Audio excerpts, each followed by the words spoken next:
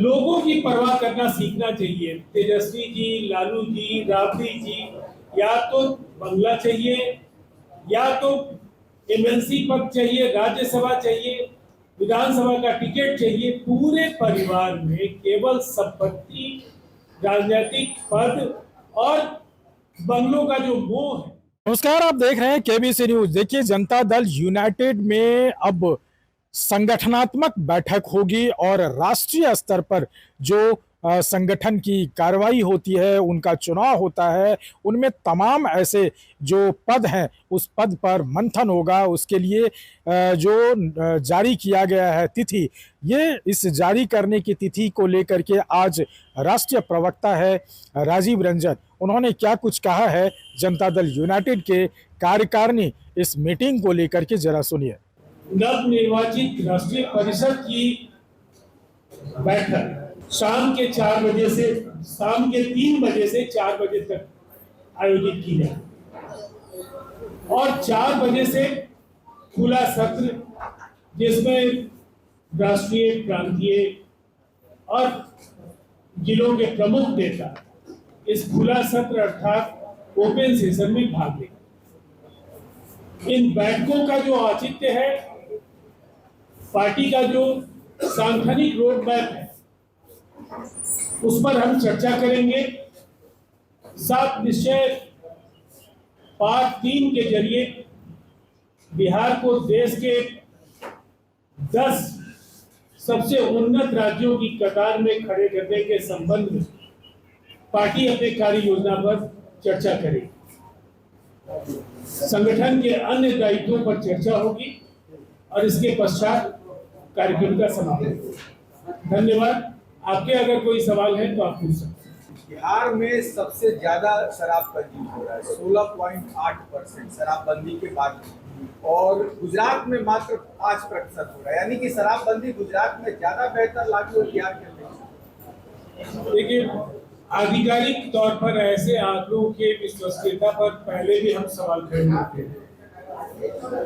मद्य निषेध बिहार का एक कालजयी युगांतकारी निर्णय है और इस निर्णय की सफलता का परिणाम है कि चाहे वो सड़क दुर्घटनाओं के आंकड़ों को आप देखें, जो शराब के सेवन से होने वाली जो बीमारियां थी उनके आंकड़े आप देखिए, और इनसे ज्यादा महत्वपूर्ण महिलाओं के उत्पीड़न की घटनाओं को आप देखिए, तो फिर आपको इस फैसले का जो औचित्य है वो समझ में आएगा। मद्य निषेध का ये ऐतिहासिक फैसला है और बिहार के तत्कालीन मुख्यमंत्री नीतीश कुमार जी के नेतृत्व में राज्य सरकार ने ये बड़ा कालजयी निर्णय लिया था। इस निर्णय पर जो वर्तमान सम्राट चौधरी जी की सरकार है वो भी आगे इस फैसले पर कायम रहे। तेज प्रताप यादव ने साफ कहा है कि पहले नीतीश कुमार की बंगला खाली करे तब जाकर 10 सर्कुलर रोड खाली किया जाएगा। देखिए, बंगला और संपत्ति मोह से बिहार विधानसभा की सबसे बड़ी पार्टी थी राज्यसभा, और अब बहुत मुश्किल से इस बार जनता ने नेता प्रतिपक्ष की कुर्सी उनकी बचने दी, 25 पर आ गए। लोगों की परवाह करना सीखना चाहिए। तेजस्वी जी, लालू जी, राबड़ी जी, या तो बंगला चाहिए, या तो एमएलसी पद चाहिए, राज्यसभा चाहिए, विधानसभा का टिकट चाहिए। पूरे परिवार में केवल संपत्ति, राजनीतिक पद और बंगलों का जो मोह है, उसकी वजह से जनता के बीच उनका आधार कमजोर हुआ है। राबड़ी देवी जी को बंगला आवंटित हुआ है नेता प्रतिपक्ष बिहार विधान परिषद की क्षमता में, और उसमें उन्हें जाना चाहिए।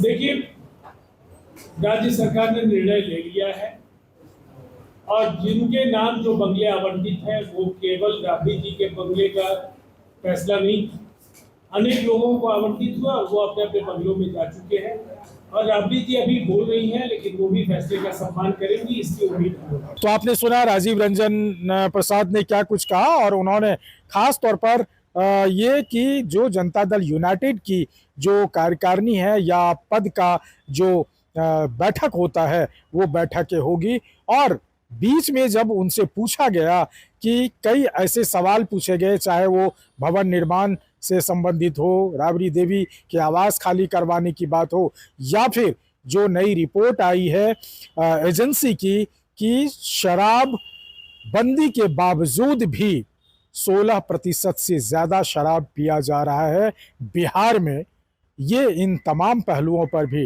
राजीव रंजन ने अपना वक्तव्य दिया है। और उन्होंने कहा है कि जो पूर्व मुख्यमंत्री नीतीश कुमार की कालकाजी योजना थी, उन योजनाओं को लेकर के आज भी बिहार अपने पथ पर है और तमाम राज्यवासियों के लिए ये एक सुखद अनुभूति है कि बिहार में शराबबंदी है।